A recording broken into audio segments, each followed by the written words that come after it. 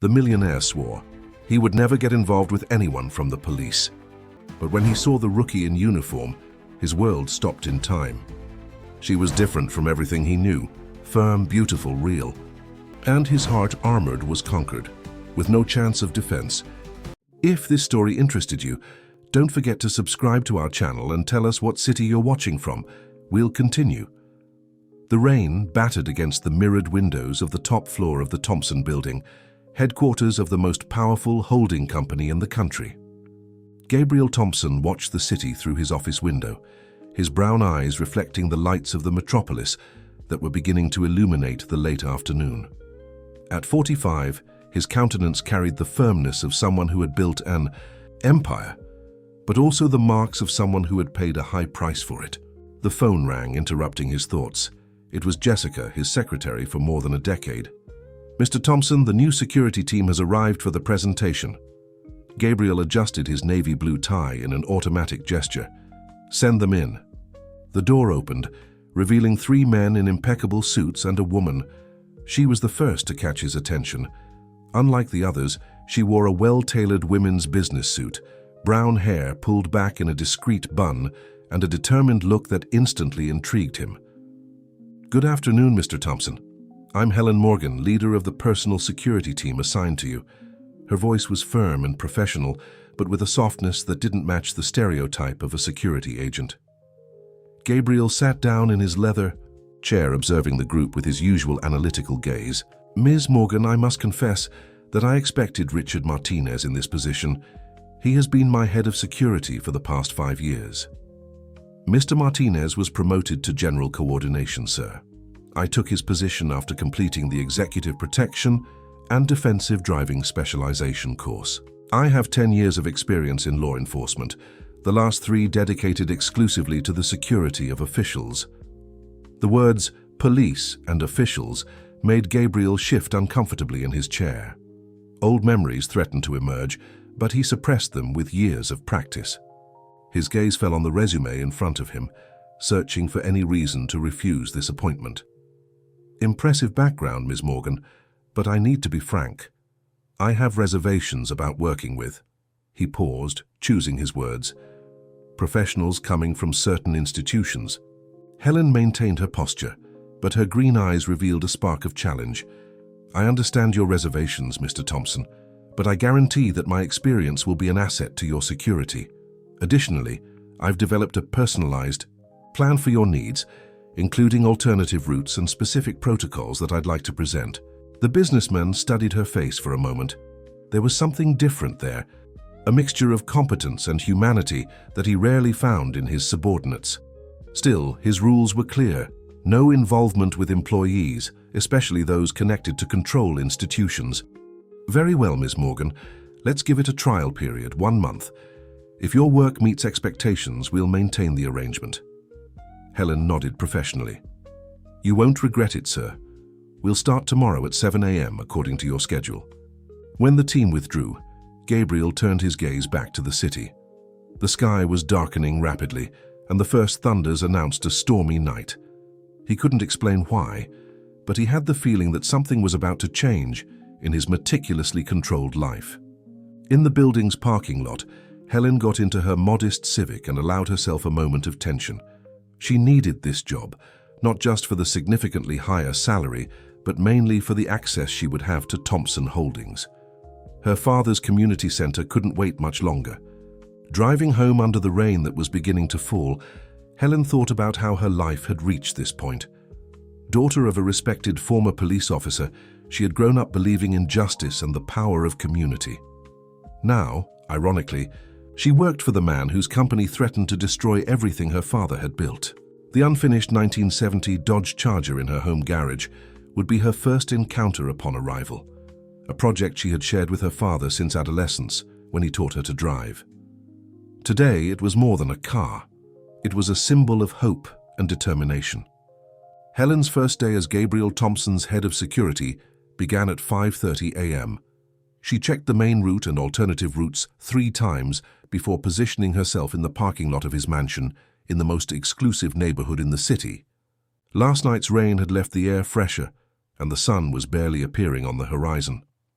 At exactly 7 a.m., Gabriel came out through the main door, impeccable in his Italian suit.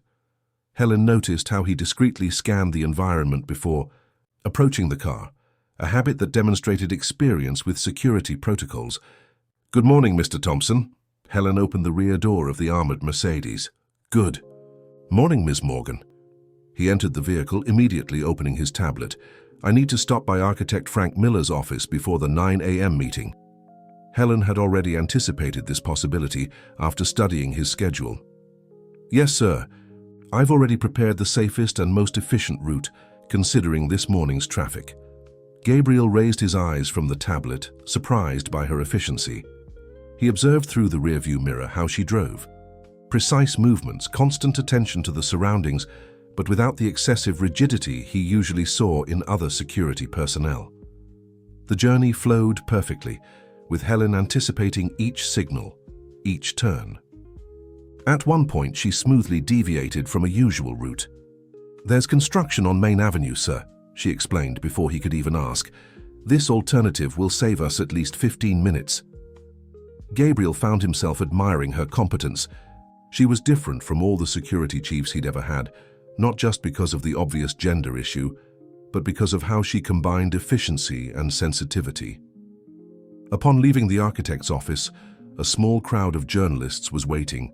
For them, Helen quickly organized the team to create a secure corridor. Gabriel noticed how she positioned herself, close enough to protect, far enough not to suffocate. "Mr. Thompson, is it true that the holding plans to demolish the St. Francis Community Center to build a new business complex?" The journalist's question made Helen freeze for a microsecond, imperceptible to anyone except Gabriel, who was already developing a special talent for observing her. "No comment," he replied, getting into the car. Helen closed the door and took the wheel, maintaining her professional composure. In the silence of the drive back to the office, Gabriel reflected on her reaction to the mention of the community center. There was something there, an untold story. As an experienced businessman, he had learned to trust his instincts about people, and something told him that Helen Morgan was more than she appeared. "Ms. Morgan," he called, breaking the silence, "your file mentions experience with community work. Where exactly?" Helen adjusted the rearview mirror, her green eyes meeting his for an instant. "In various places, sir, but mainly at the St. Francis Center. I grew up in that area." The coincidence was too great to be ignored. Gabriel made a mental note to investigate more about this later. For now, he concentrated on the documents on his tablet, specifically on the report about the expansion project his company was planning in that area.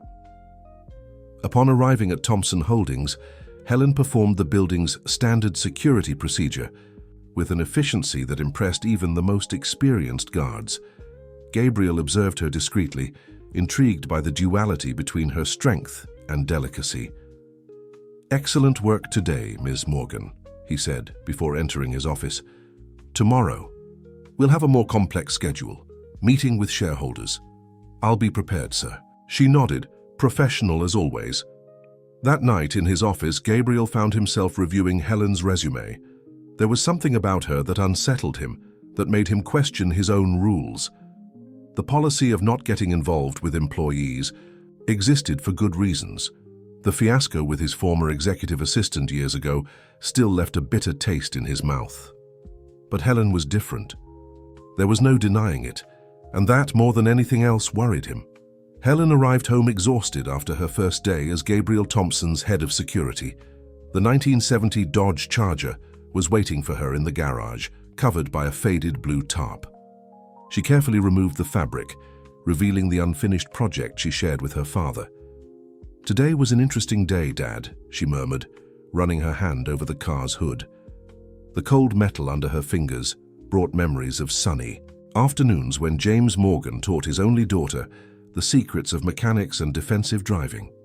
In the modest kitchen, Helen found her father bent over a pile of documents. James, at 65, maintained the upright posture from his police days, but his grey hair and deep wrinkles betrayed the weight of recent worries. "How was your first day, honey?" he asked, quickly tucking the papers into a folder. "Better than I." "To expect it," replied Helen, pouring herself some coffee. "Thompson is different than I imagined, more observant, more human." James removed his reading glasses, a gesture Helen knew well. It always preceded an important revelation. "Honey, there's something I need to tell you about the Thompsons." Helen sat down, intrigued. "What do you mean?" "First of all, I want you to know that I support your decision to work there. But you need to know the whole story." James opened an old drawer and took out a yellowed envelope.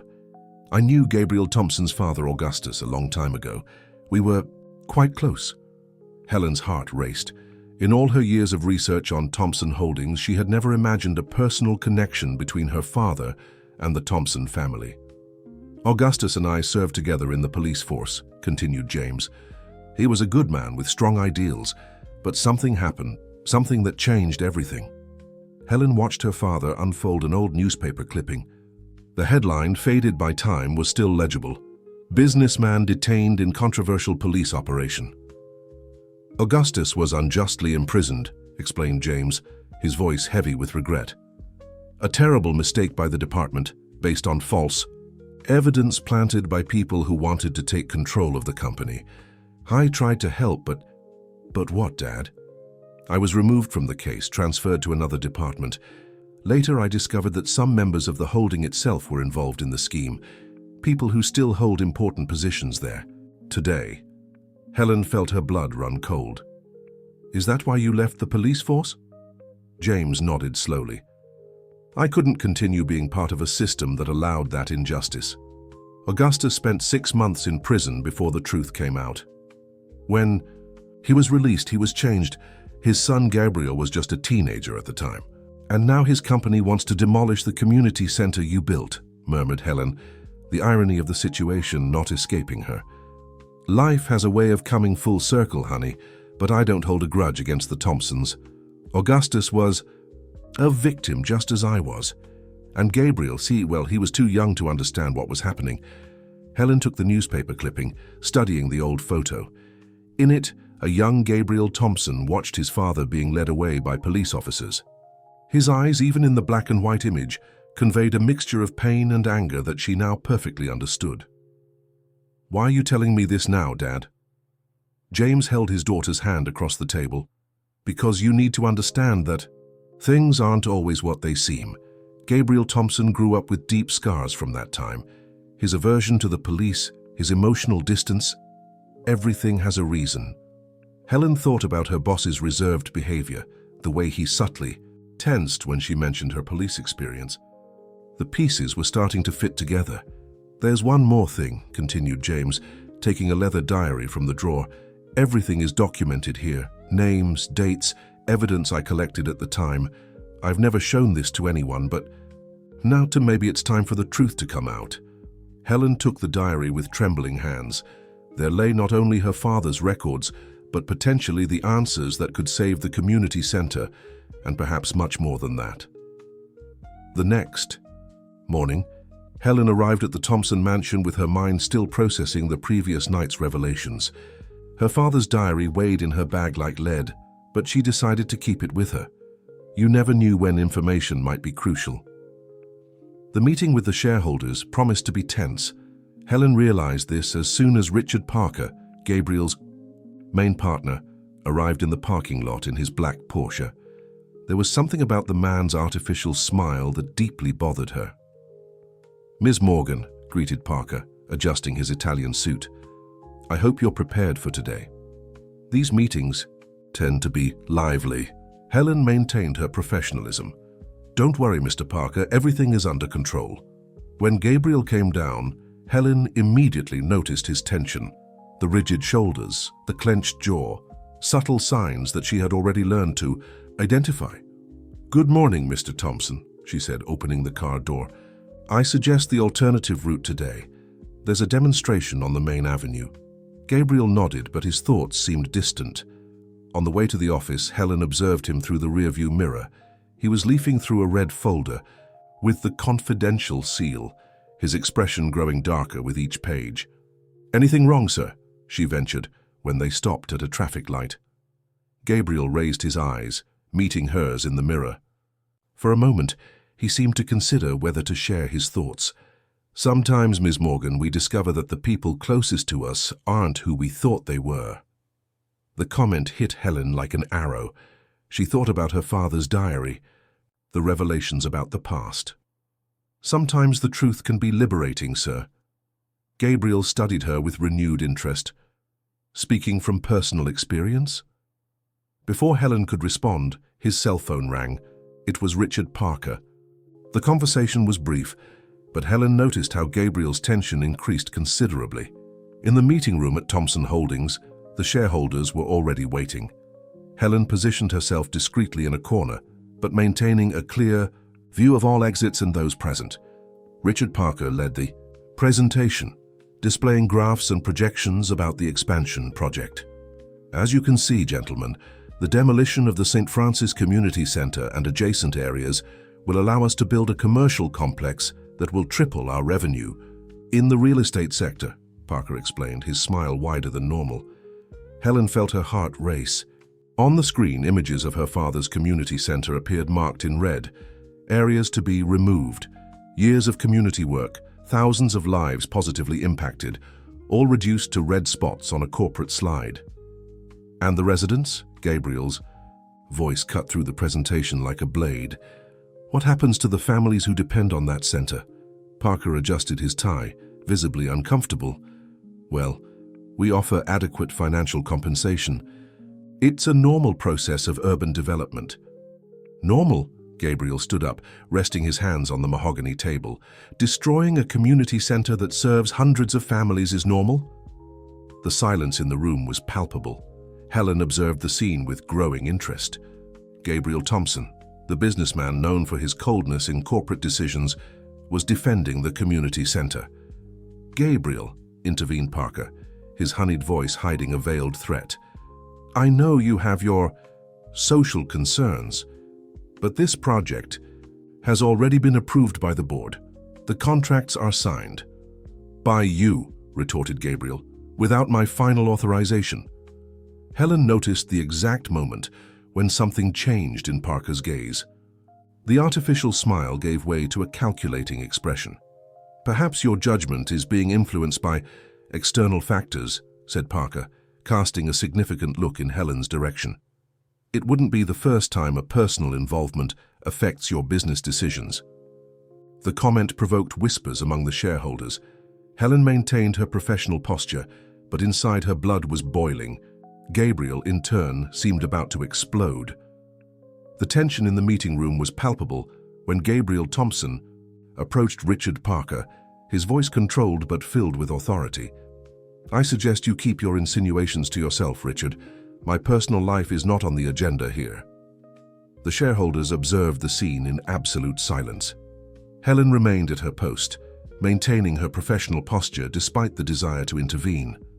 I'm only concerned about the future of the company, Gabriel, replied Parker, his artificial smile returning.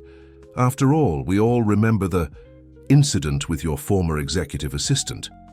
Gabriel clenched his fists, but before he could respond, one of the oldest shareholders, Mr. Torres, cleared his throat loudly. Gentlemen, I believe we've strayed from the main topic. The expansion project. The project is suspended, cut in Gabriel, his voice leaving no room for discussion. I want a complete audit of all contracts and negotiations related to it. Richard Parker visibly paled. This is absurd. You can't. Simply, I can and I will, interrupted Gabriel. As the majority shareholder, I have that right. The meeting is adjourned. The executives began to withdraw, murmuring among themselves. Helen observed how Richard Parker stayed behind, his face contorted into a mask of contained fury. You'll regret this, Gabriel, he whispered, passing by his former partner.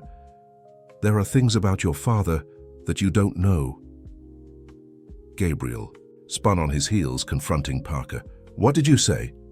But Richard had already left, leaving only the echo of his veiled threat. Helen approached Gabriel discreetly, who was now leaning on the table, breathing heavily. Mr. Thompson, is everything all right? He raised his eyes, meeting hers. For a moment, his mask of implacable businessman fell, revealing a man tormented by ghosts of the past. Ms. Morgan. Helen, he began, surprising her with the use of her first name. "Why did you choose to work here?" The question caught her off guard. The diary in her bag seemed to weigh a ton. "The truth, please," he asked, his voice softer than usual. Helen took a deep breath. "The St. Francis Center. It's not just another social project for me.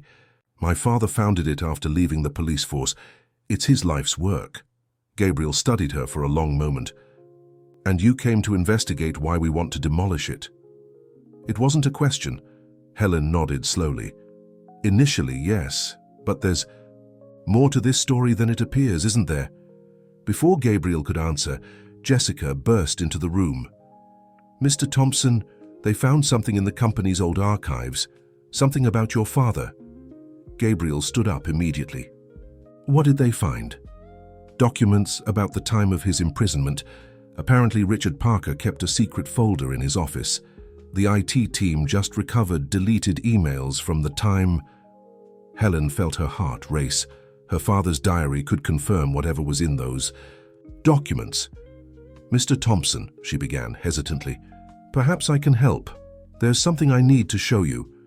At that moment, the building's lights flickered and went out. The emergency system activated, bathing the room in a ghostly red light. "Electrical failure in the main sector," informed the metallic voice of the security system. "Initiating evacuation protocol." Helen immediately entered professional mode. "Sir, we need to get out of here now." "No," replied Gabriel, his voice firm. "I need to see these documents before Parker destroys them."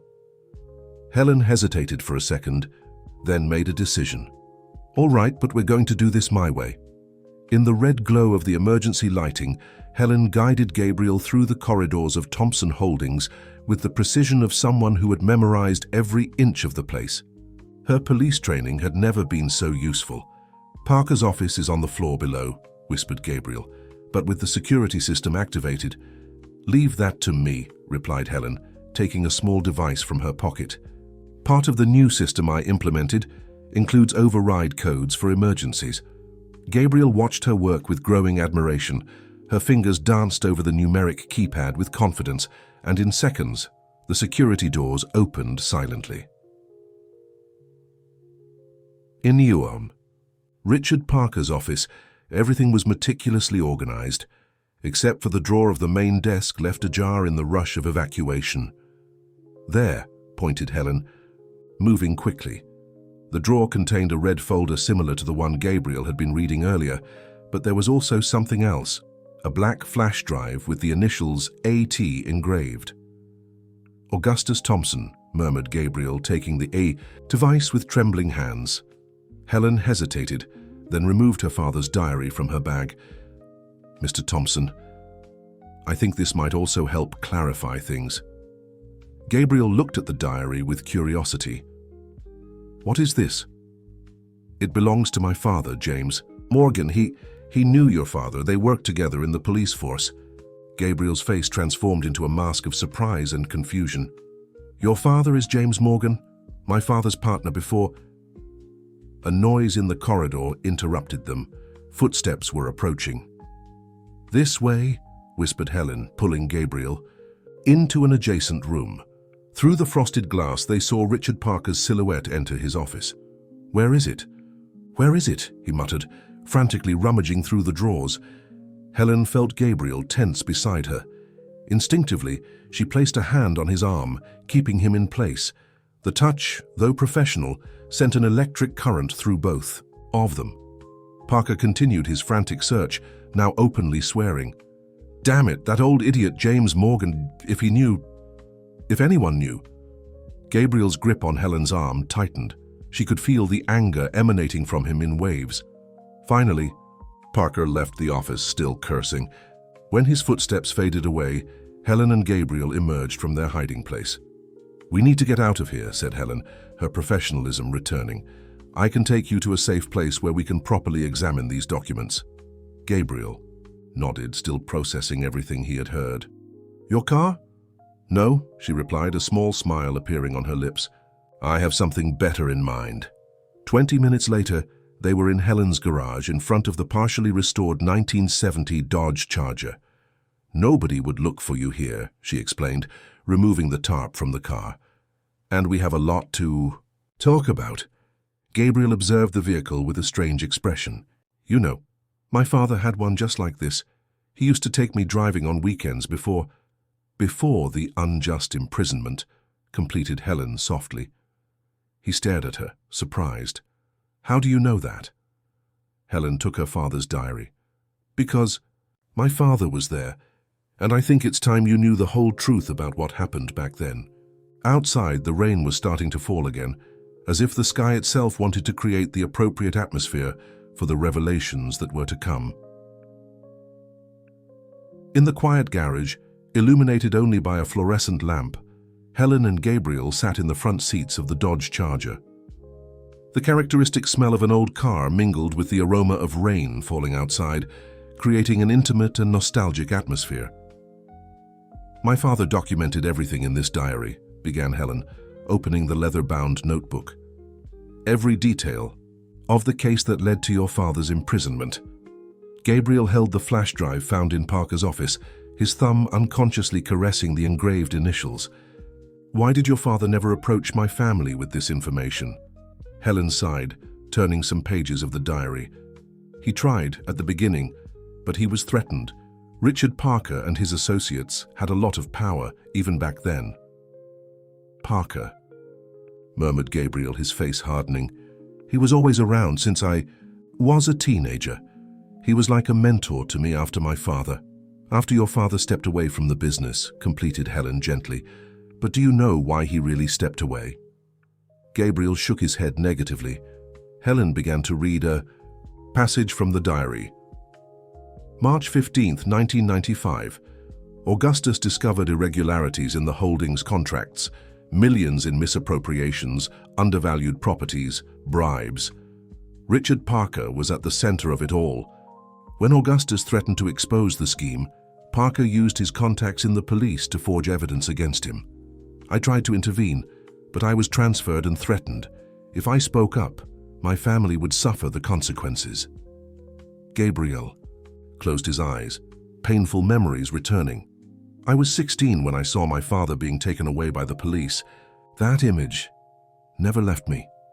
Helen gently touched his arm. "There's more. My father discovered that Parker had a bigger plan. He wanted to take control of the company, but he knew your father would never sell his shares. So he forged the accusations to force him to sell," concluded Gabriel, his voice filled with bitterness. "And it worked. After getting out of prison, my father was never the same. He sold part of the shares, stepped away from management, leaving the path clear for Parker to rise," completed Helen. "But he kept evidence. My father mentions documents that your father hid before being arrested." Gabriel raised the flash drive. Evidence that Parker apparently found and kept as insurance. Thunder sounded in the distance, making the moment seem even more dramatic. Helen turned on the laptop she had brought with her, and together they inserted the flash drive. Dozens of files appeared on the screen. Contracts, photos, audio recordings. The entire conspiracy meticulously documented by Augustus Thompson. "My father knew," murmured Gabriel, his voice choked. "He knew everything and saved the evidence to protect me." Helen observed his face, illuminated by the laptop screen. Years of resentment and distrust began to make sense. "There's something else you need to see," she said, turning a few more pages in the diary. "Something about the St. Francis Community Center." Gabriel turned his attention to her, curious. "The center wasn't my father's original idea," explained Helen. "It was inspired by a project your father had before he was imprisoned. Augustus Thompson wanted to create a network of community centers, using the holding's resources for social development." "What?" "Yes, my father took over the project after your father was imprisoned. It was a way to keep his friend's dream alive." Gabriel stood up abruptly, needing space to process all these revelations. He walked to the front of the Charger, leaning on the hood. "All these years," he said, his voice low but intense, "I cultivated this aversion to the police, this distrust of institutions. I built rigid rules to protect myself." Helen got out of the car, approaching him, and Parker took advantage of that. He fed your distrust while continuing to manipulate the company behind the scenes.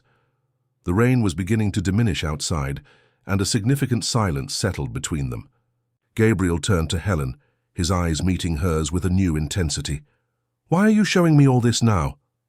Helen held Gabriel's gaze, feeling the weight of that moment. Because sometimes we need to face our past to build a different future. New thunder rumbled in the distance, but neither of them moved. The proximity between them, previously strictly professional, now carried a different electricity. "You know what's ironic?" continued Gabriel, his voice softer. "I spent years building barriers, creating rules to protect myself, and then you appear, breaking all of them without even trying." "Maybe some rules exist to be broken," replied Helen, allowing herself a small smile. "Especially when they're based on lies." Gabriel touched the charger thoughtfully. "This cart, my father taught me to drive in one just like this. He said a man needed to learn not only to control the steering wheel, but also his destiny." "My father said something similar," commented Helen, "that fixing old cars teaches us about patience and perseverance, that some things need to be completely dismantled before they can be rebuilt." Gabriel's cell phone vibrated, breaking the moment. It was a message from Jessica. "Richard Parker has called an extraordinary board meeting for tomorrow. Topic: You're out. Removal from office." Helen read the message over his shoulder. "He's feeling cornered.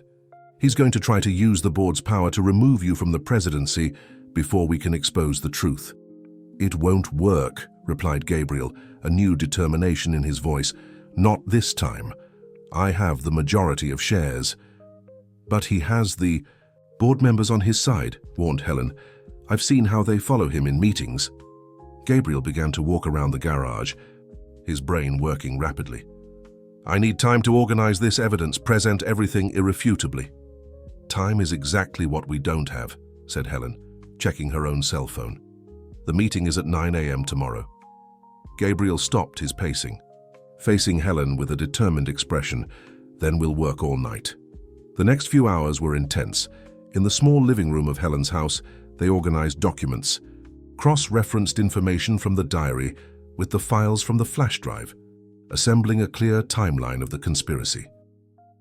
James Morgan, upon arriving home and finding the living room taken over by papers and two focused adults working, simply smiled and made coffee for everyone. He recognized Gabriel immediately, the same determined eyes as his father.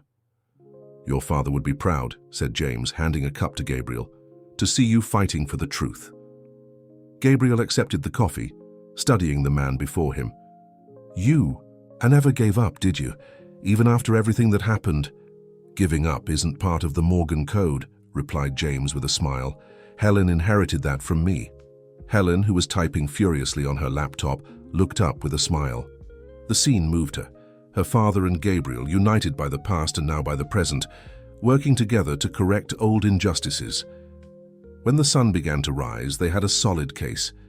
Each document was organized, each piece of evidence catalogued, each testimony recorded.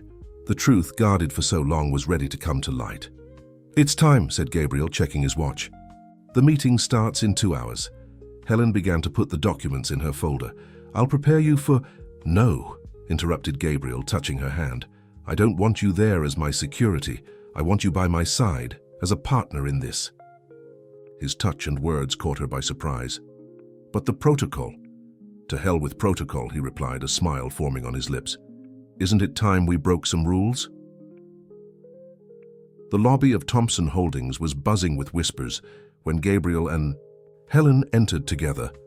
Employees watched in surprise as the CEO and his head of security walked side by side, carrying identical folders with a palpable determination on their faces.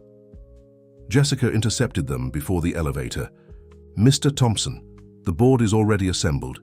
Mr. Parker arrived 20 minutes ago with his lawyers." "Thank you, Jessica," replied Gabriel, his voice calm but firm. "Please make sure no one interrupts us during the meeting." In the elevator, Helen felt the tension emanating from Gabriel. Discreetly, she touched his arm. "Ready?" He looked at her, a half smile forming. With you by my side? Always.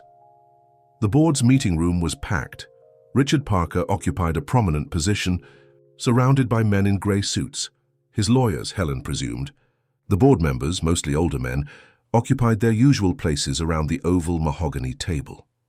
"Ah, Gabriel," began Parker, his artificial smile wider than ever. "Good that you could join us, although I must question the presence of security at the board meeting."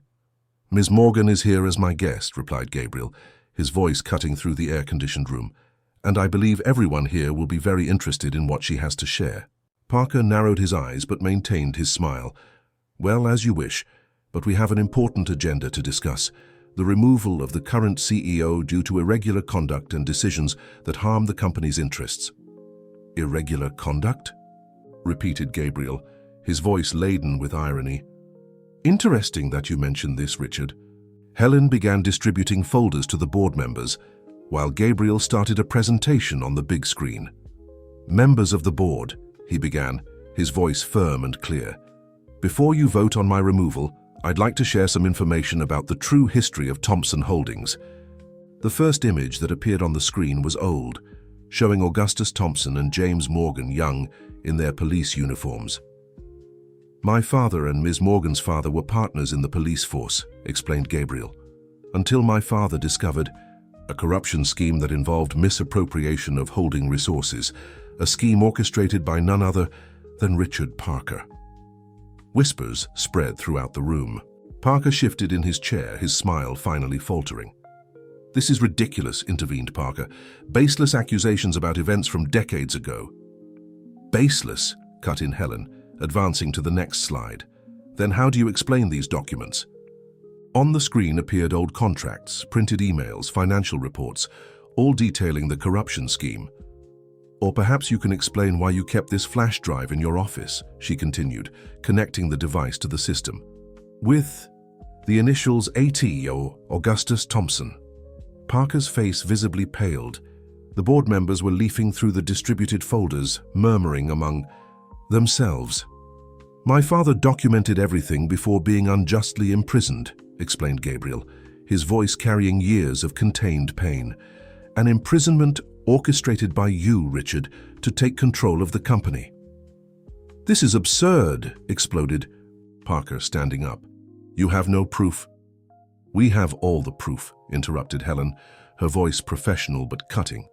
"Including my father's diary, which documented the entire investigation at the time. An investigation that was archived after he was threatened by you." Parker's lawyers were furiously whispering, leafing through documents with worried expressions. The older board members exchanged significant looks. Gabriel walked until he was face to face with his former mentor. "For years you fed my distrust, manipulated me while continuing your schemes behind the scenes. But it's over, Richard. The truth has come to light." The tension in the room was palpable. Helen remained close to Gabriel, her eyes attentive to every movement Parker made. The silence that followed was deafening.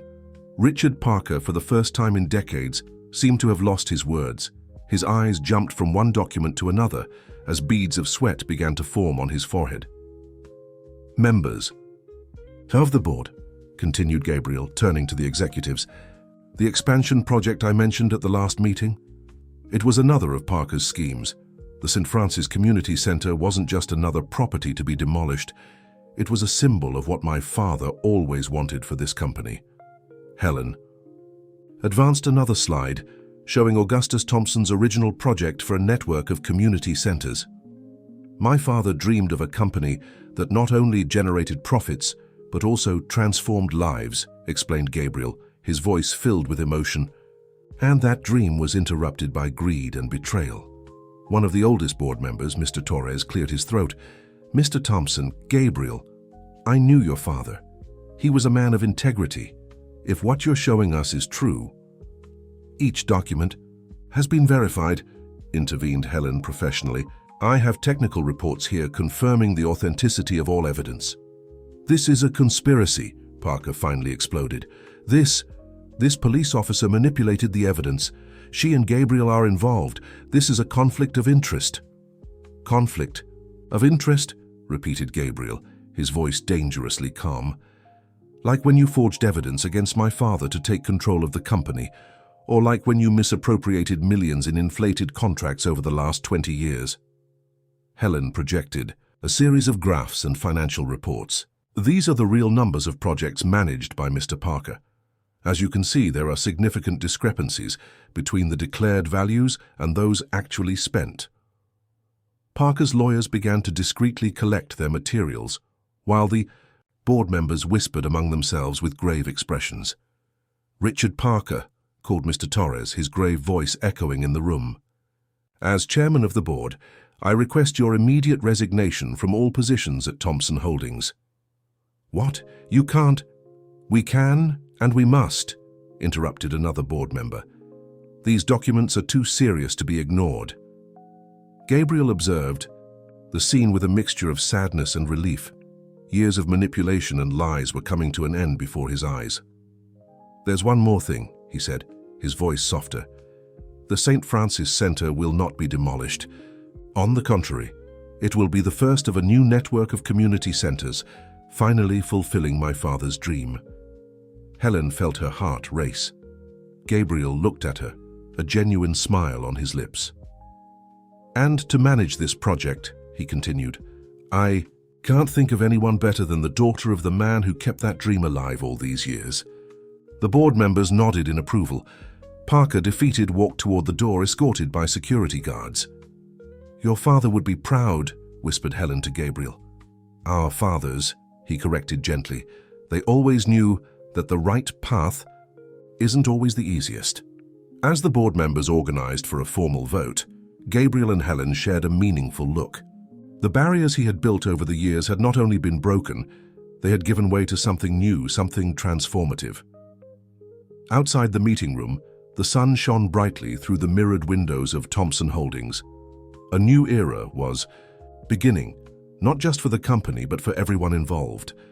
The news of Richard Parker's resignation spread quickly through Thompson Holdings.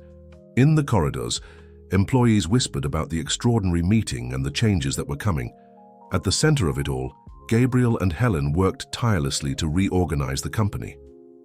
In the room that previously belonged to Parker, now transformed into a temporary operations center, they reviewed documents and planned the next steps. The auditors found 3 more projects with irregularities, informed Helen, passing a folder to Gabriel, all in underprivileged areas of the city. Gabriel leafed through the documents, his face hardening. He really had no limits. Each charitable project was a front for misappropriation of resources. "But now we can fix this," replied Helen, sitting on the edge of the desk. "Transform these projects into something real, something that truly helps people." Gabriel raised his eyes to her, admiring how Helen could always see the positive side of situations. It was one of the many qualities that increasingly attracted him to her. "Speaking of which," he began, taking a different folder, "I finalized the restructuring project for the St. Francis Center. I'd like you to take a look." Helen opened the folder and her eyes widened.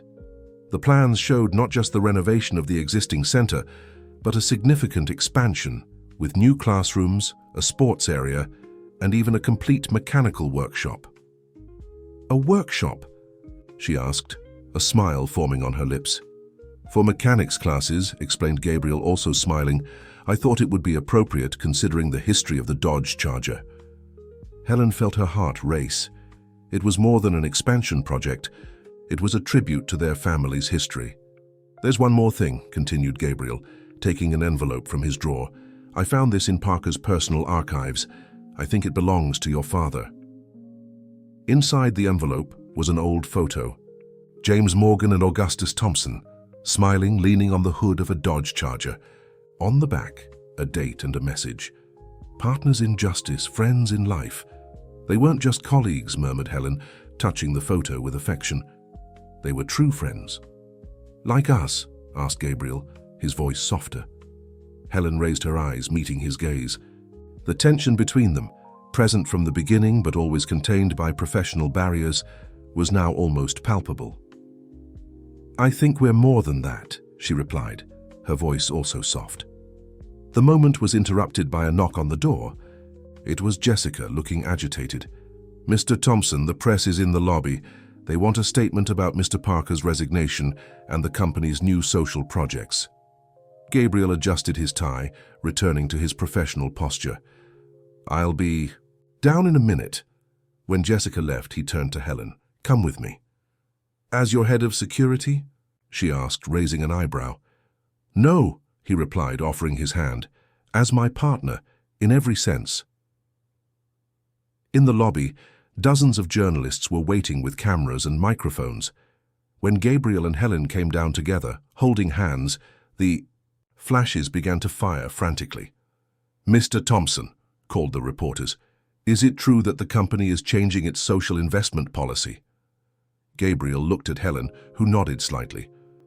It was time to share not just the truth about the past, but also the vision for the future. "Thompson Holdings is returning to its true roots," he began, his voice clear and firm. "My father, Augustus Thompson, dreamed of a company that not only generated profits but transformed lives. Today, with the help of extraordinary people," he gently squeezed Helen's hand, "we are fulfilling that dream." The afternoon sun illuminated the newly painted facade of the St. Francis Community Center. Workers were busy with the building's expansion, while children played in the courtyard, curious about all the activity. Helen observed the scene from the window of her new office, now executive director of Thompson Holdings Community Centers. "Project, thinking about how much has changed in such a short time?"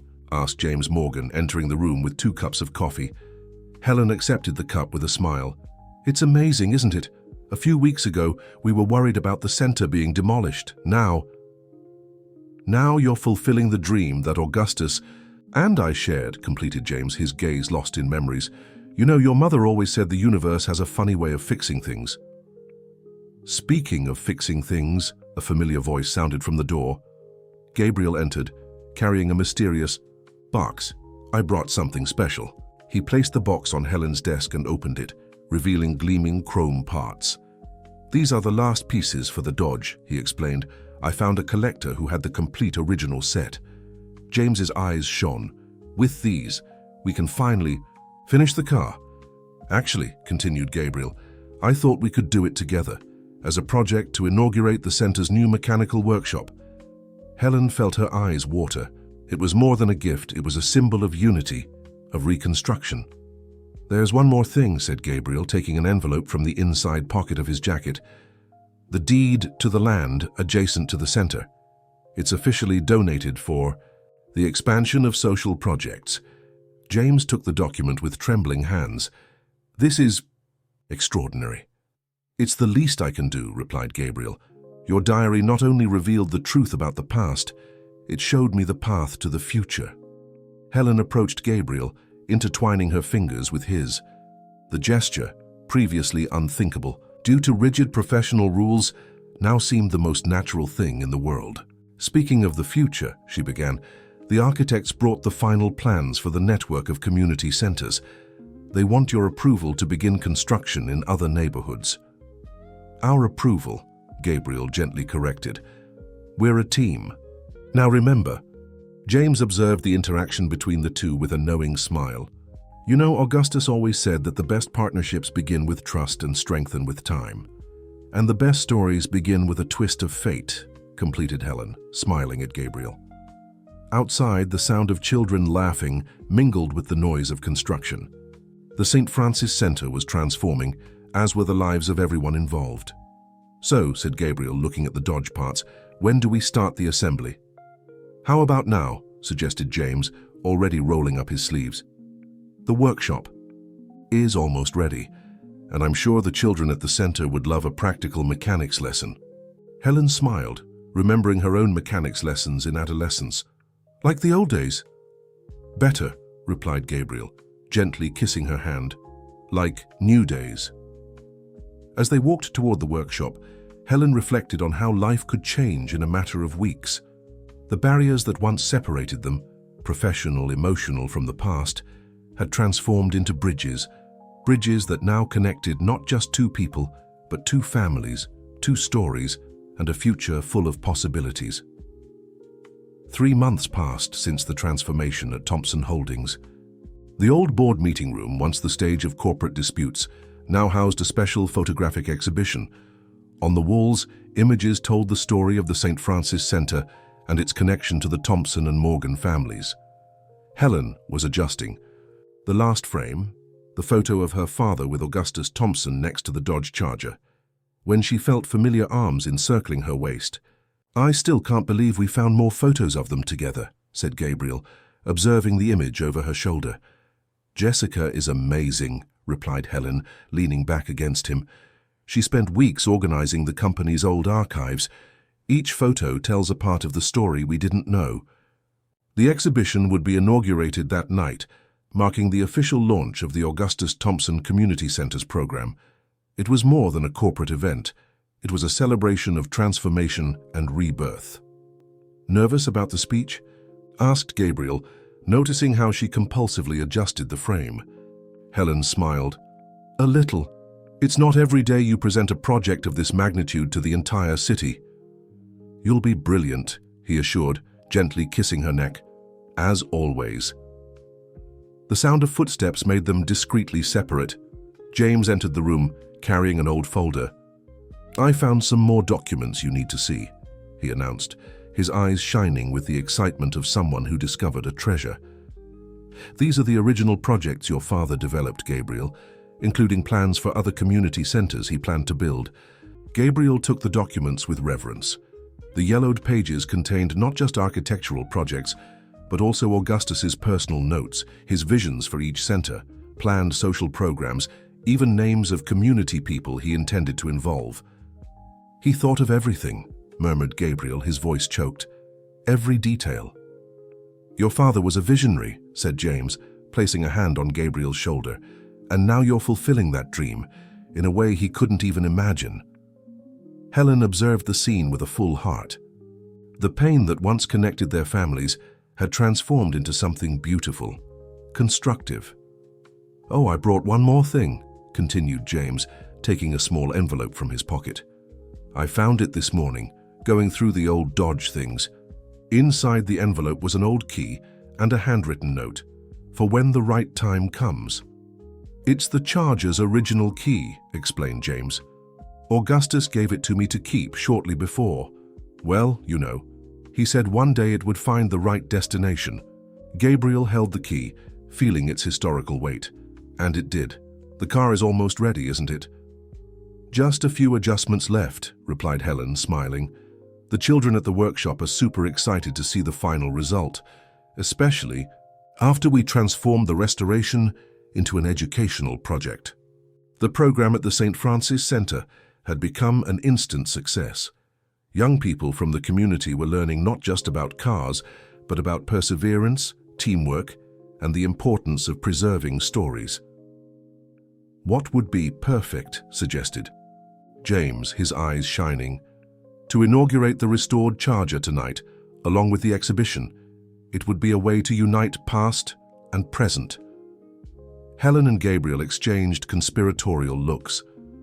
"Actually, Dad," began Helen, "we had already thought of that. That's why the workshop has been closed since yesterday.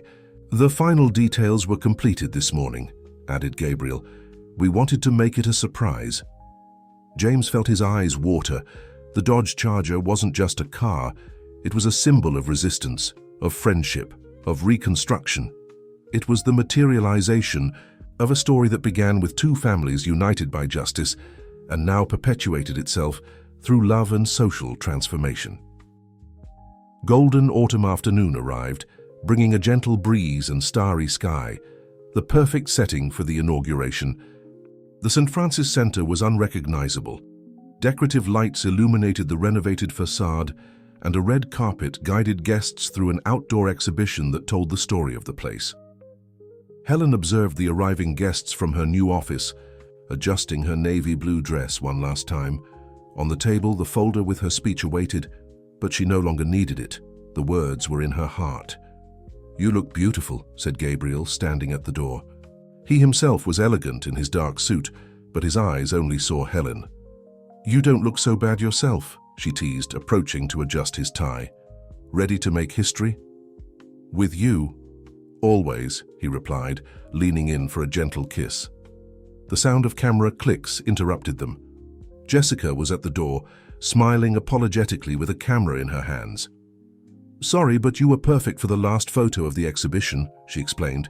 The couple who rebuilt not just a company, but an entire legacy.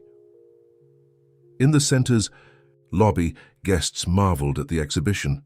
Politicians, business people, community residents, all united to celebrate something greater than their social differences. James circulated among the groups, telling stories of the center's early days, now with a renewed sparkle in his eyes. Near him, a group of teenagers from the mechanics workshop proudly explained the Dodge Charger restoration process to interested visitors. It's time, announced Jessica, approaching Helen and Gabriel. The moment for the speech arrived. Helen took the small stage set up in the courtyard, with Gabriel by her side. The spotlight illuminated the expectant faces in the audience. Good evening, she began, her voice clear and firm. Today we celebrate not just the renovation of a physical space. We celebrate the renewal of a dream that began many years ago, with two men who believed in justice and social transformation. She paused, her eyes finding her father's in the audience. The St. Francis Center was born from the vision of Augustus Thompson and James Morgan, a dream that was interrupted but never abandoned. Today, that dream is reborn bigger and stronger through a new partnership between their families. Gabriel gently squeezed her hand, giving her strength to continue. From today, the Augustus Thompson Community Center's program will not just be a corporate project. It will be a commitment to social transformation, to education, to the future. And to symbolize this commitment, we have a special surprise. The doors of the workshop slowly opened, revealing the fully restored 1970 Dodge Charger. Under the courtyard lights, the car gleamed like new, its shiny black paint reflecting the stars. This car, continued Helen, her voice choked with emotion, is more than a restoration project. It's a symbol of how we can rebuild not just machines, but also dreams, relationships, futures. James approached the stage and Gabriel handed him the car's original key. For the man who never gave up fighting for what's right, said Gabriel, his voice filled with respect, and who taught us that the best stories are those written with courage and love.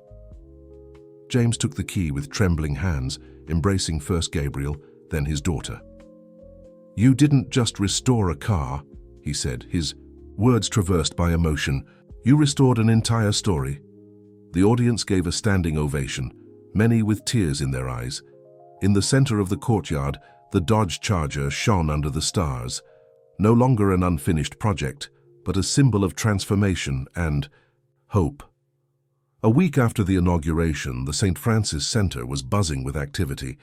The new classrooms were full, the mechanical workshop operated at full steam, and the sound of laughter and animated conversations echoed through the newly renovated corridors.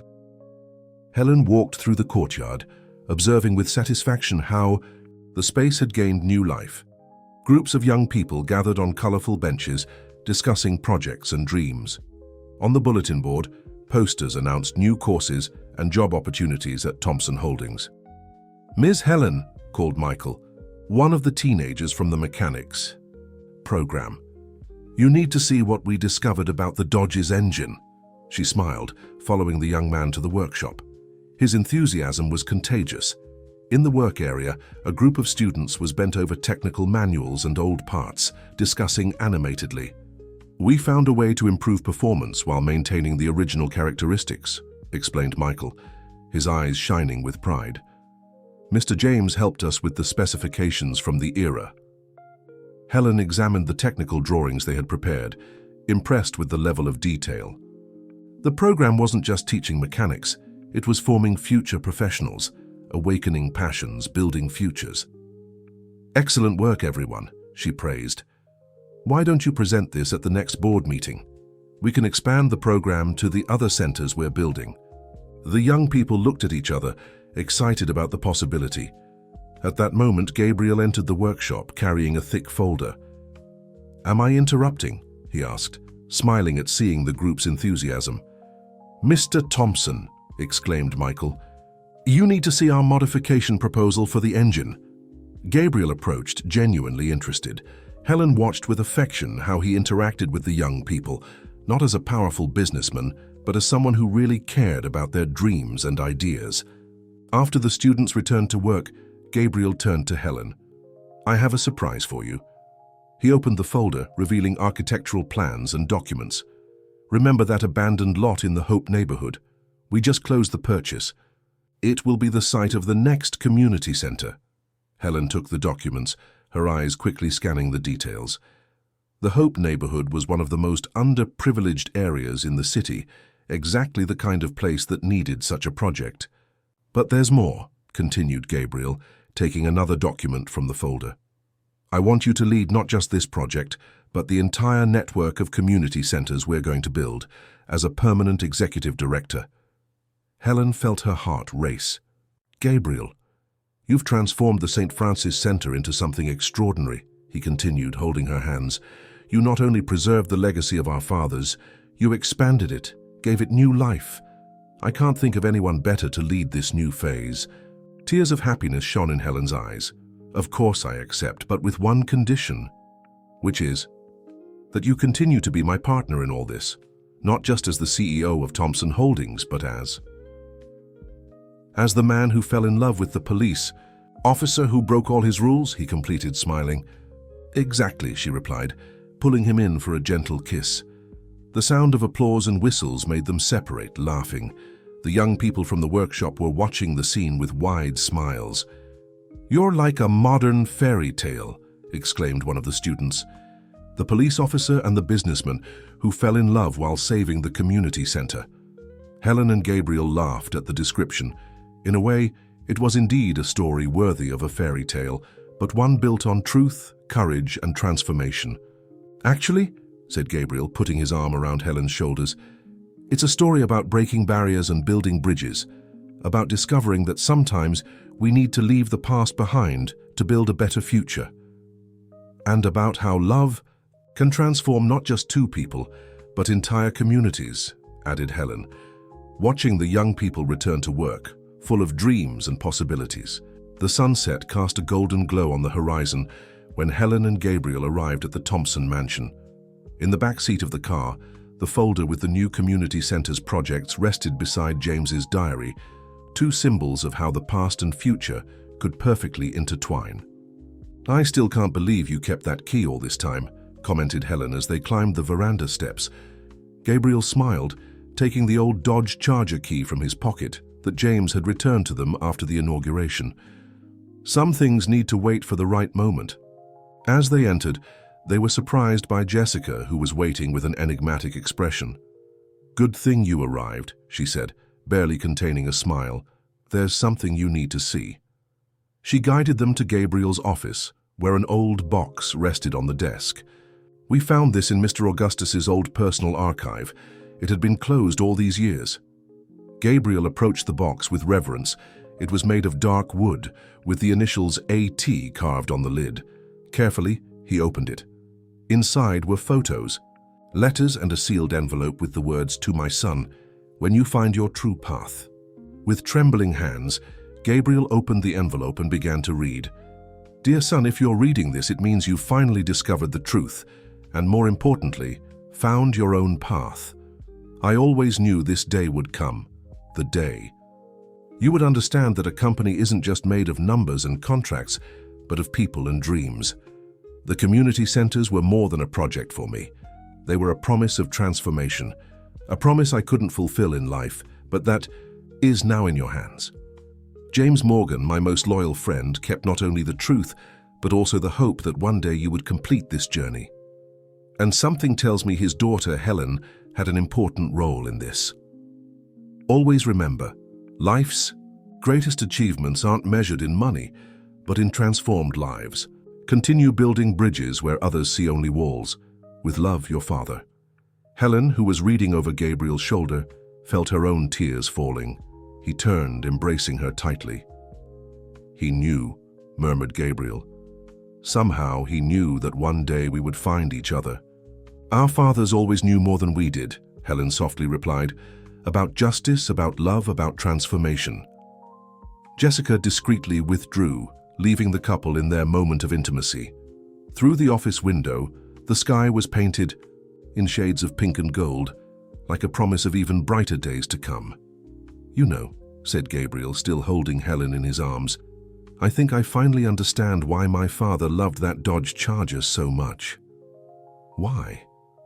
"Because sometimes we need to completely dismantle something to rebuild it better. That's what happened with the company, with the community center. With the two of us," completed Helen, smiling. "Exactly. And now," he gently touched her, "Face, we're stronger than ever." Outside, the distant sound of engines could be heard, the young people from the workshop testing their latest projects.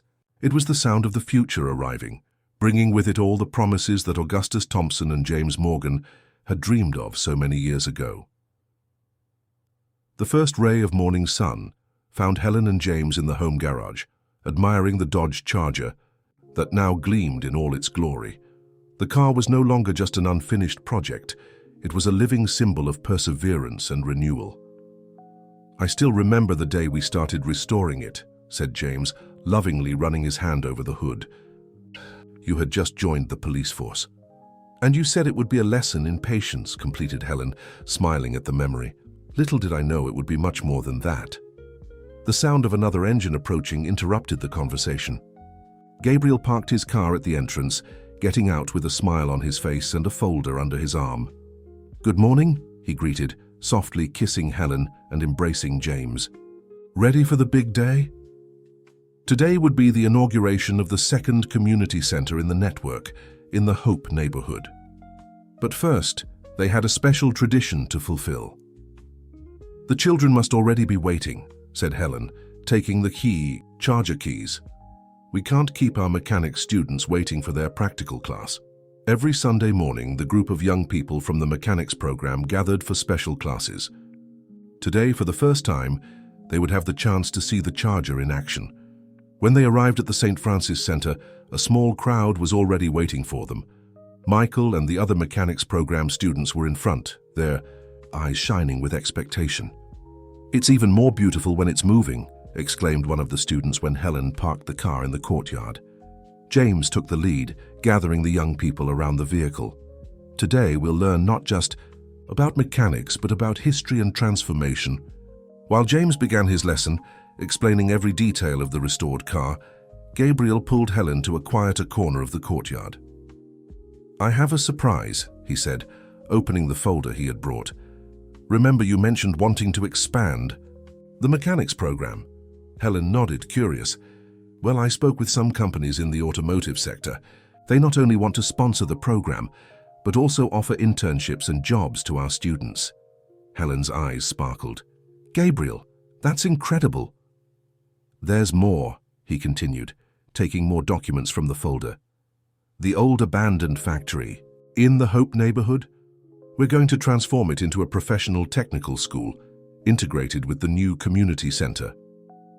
Helen took the papers, studying the projects with growing emotion. The old factory had enough space for workshops, classrooms, and even a testing area. "This will change the lives of so many young people," she murmured, imagining the possibilities. "It's already changing," replied Gabriel, indicating the group around the Charger. The teenagers were attentively listening to every word from James, taking notes and asking pertinent questions. They were no longer just students. They were future professionals, dreamers in formation. "You know what moves me most," said Helen, resting her head on Gabriel's shoulder, "seeing how a project that began with our fathers continues to grow and transform lives." Gabriel hugged her from behind, both observing the scene before them. James was now showing the car's engine, explaining the modifications that the students themselves had suggested. "Our fathers planted the seeds," he said softly. "Now we're seeing the forest grow." The morning sun bathed the courtyard in a golden light, reflecting off the Dodge Charger's chrome and the smiling faces of the young people. It was a common Sunday morning for many, but for that special group, it was another chapter in a transformation story that continued to be written. The afternoon came with the anticipation of the new community center's inauguration. Hope neighborhood was celebrating. Colorful banners decorated the streets, and residents gathered animatedly in front of the newly renovated building. Helen, in her temporary office at the new center, was giving the final touches to her speech. When Jessica entered hurriedly, "Helen, you need to see this," she said, turning on the small TV on the wall. On the local news, a special report showed Richard Parker being summoned to testify about irregularities in old contracts. The headline, "Now is clear. Former Thomson Holdings executive faces investigation for fraud. Justice may be delayed, but it never fails," commented Helen, thinking about how her father and Augustus Thompson were finally being vindicated. Gabriel appeared at the door, already dressed for the ceremony. "Did you see?" "I did," she replied, standing to adjust his tie. "How do you feel?" "At peace," he said simply. "Parker will face the consequences of his actions, but our focus now is the future." Jessica smiled, leaving the couple alone. Through the window, they could see the increasing movement outside. Entire families were arriving for the inauguration, many bringing children eager to see the new facilities. "Look at that," murmured Helen, observing the scene. "A year ago, this place was a symbol of abandonment.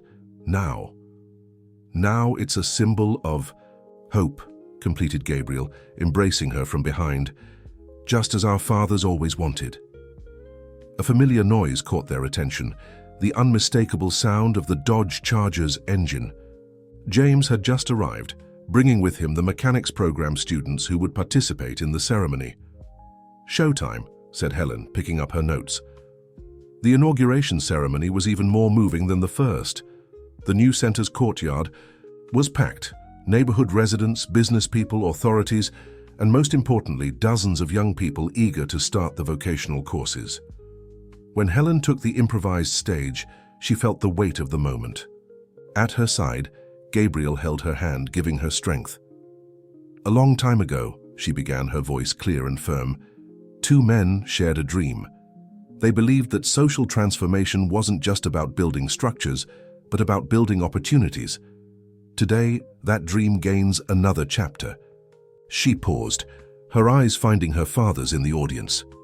The Hope Community Center is not just another social project, it's part of a growing network that's changing lives. Each classroom here will be a space of transformation. Each workshop, a place of discovery. Each dream, a real possibility. Gabriel then took the floor, and to symbolize this moment, we have a special announcement. From today, Thomson Holdings is creating a permanent fund for professional education. Each community center in our network will have guaranteed resources to train and employ young talents. The applause was deafening. In the front row, Michael and his mechanics program colleagues celebrated enthusiastically. James joined them on stage, bringing with him a commemorative plaque. On it, an old photo showed Augustus Thompson and himself, young and smiling next to the original Dodge Charger. "This plaque," explained James, his voice choked with emotion, "will be placed at the entrance of each new center we inaugurate. To remember that social transformation is not just a project, it's a legacy that passes from generation to generation." Helen and Gabriel observed the scene with full hearts. The dream that began with their fathers was now taking on its own wings, larger and more impactful than any of them could have imagined. That afternoon, as the sun set on the horizon of Hope neighborhood, the Dodge Charger gleamed in the center's courtyard, surrounded by curious and dreaming young people. It was no longer just a restored car. It was a living symbol of how love can transform not just machines, but entire lives. 6 months after the inauguration of the Hope Community Center, Thomson Holdings' network of centers already had 5 fully functioning units. The mechanics program had become a model of success, with companies from all over the country interested in replicating the initiative. On an especially significant morning, Helen drove the Dodge Charger through the city streets with Gabriel at her side.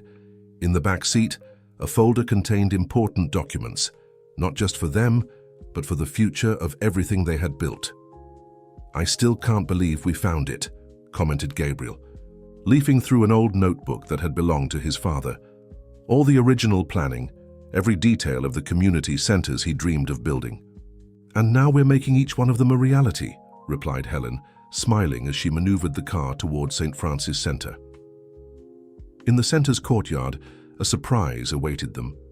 James was surrounded by all the mechanics program students who were holding a huge banner. "Welcome to the first graduation of the Augustus Thompson Technical School." "You planned this?" asked Helen, moved, getting out of the car. Michael stepped forward, proud in his new technical school uniform. "We wanted to make a surprise. After all, if it weren't for you..." "If it weren't for all of us," Gabriel gently corrected. "Each person here is part of this story." The graduation ceremony was intimate and moving. 20 young people received their certificates, all already with job offers from major companies in the automotive sector. But the most touching moment was yet to come. "Before we conclude," announced James, "I have something special to share." He signaled, and Jessica brought an object covered by a cloth. When she removed it, she revealed a beautifully crafted bronze plaque. "This plaque will be installed in each unit of our network," explained James. "On it, the story of two families who united for the common good, not just the Thompsons and the Morgans, but all the families that are part of this community." Helen and Gabriel approached to read the inscription. "Where others see walls, we build bridges. Where others see limits, we see possibilities." In memory of Augustus Thompson and in honor of James Morgan, who taught us that social transformation begins with love and courage, may each young person who passes through these doors find their own path of light. "And there's one more thing," continued James, his eyes shining. "Helen, Gabriel, you might want to see this." He handed them a yellowed envelope. Inside was a photo neither had seen before: Augustus Thompson and James Morgan, young, shaking, hands in front of what appeared to be the original plot of the St. Francis Center. On the back of the photo, a handwritten message from Augustus. "For the future we dream of together. May our children continue this story with the same love and dedication that moves us today." Helen felt tears streaming down her face as Gabriel held her tight. It was as if their fathers had somehow foreseen this moment. "They always knew," murmured Gabriel. "They always knew that one day we would complete the circle." James smiled, observing the couple. "Some bonds are eternal," he said simply. "They go beyond time, beyond circumstances."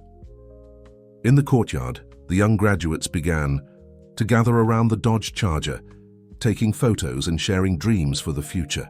The car, now more than ever, was a living symbol of transformation and hope. On a golden autumn afternoon, 1 year after the first inauguration of the renovated St. Francis Center, Helen and Gabriel were back in the garage where it all began. The Dodge Charger, now completely restored, gleamed under the light coming through the window. "Ready?" asked Gabriel, handing the old key to Helen. She smiled, taking the key with affection. Today was a special day. They would present the final result of the restoration to a very important group, the new mechanics program students, who would begin their classes the following week. When they arrived at the St. Francis Center, they were greeted by a scene that warmed their hearts.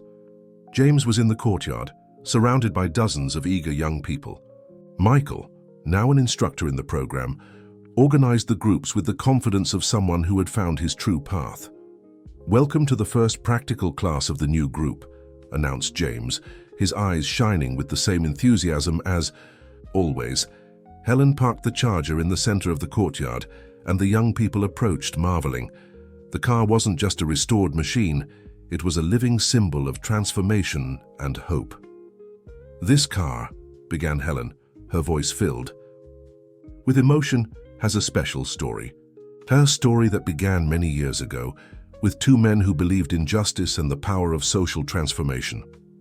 Gabriel approached, putting an arm around her waist.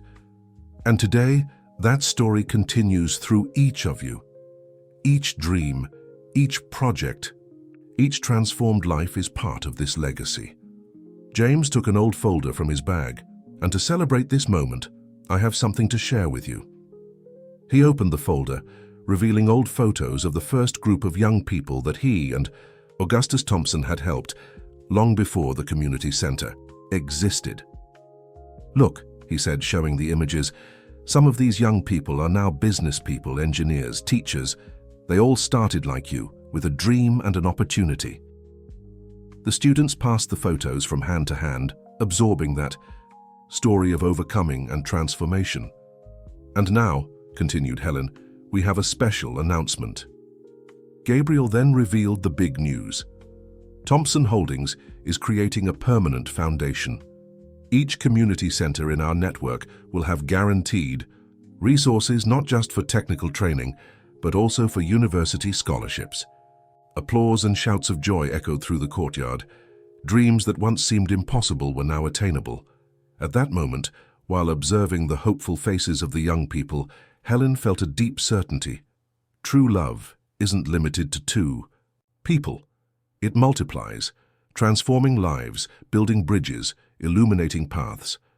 Gabriel, as if reading her thoughts, whispered in her ear, "You know what moves me most? Seeing how love can transform not just hearts, but entire communities." James approached the couple, his eyes watery. "Augustus would be so proud. You didn't just continue our story, you made it even more beautiful." The sun was beginning to set, painting the sky in shades of pink and gold. In the courtyard of the St. Francis Center, the Dodge Charger gleamed, surrounded by dreaming young people. A new generation ready to write their own chapters in this story of love, courage, and transformation. And so, under the colorful sky of that autumn afternoon, Helen and Gabriel understood that some stories have no end. They continue to live. Through the lives they touch, the dreams they inspire, the loves they transform. The legacy of Augustus Thompson and James Morgan now lived not just through their children,